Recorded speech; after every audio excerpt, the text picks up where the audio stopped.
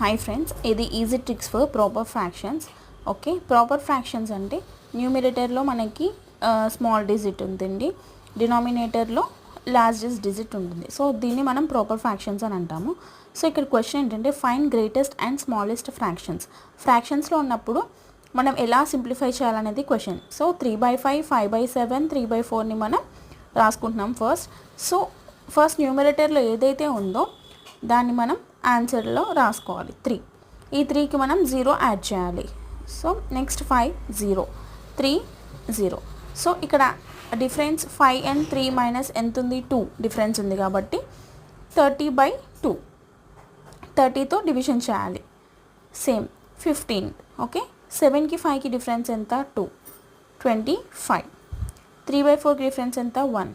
So 30/1 is equals to 30. Thank you. Please subscribe for more.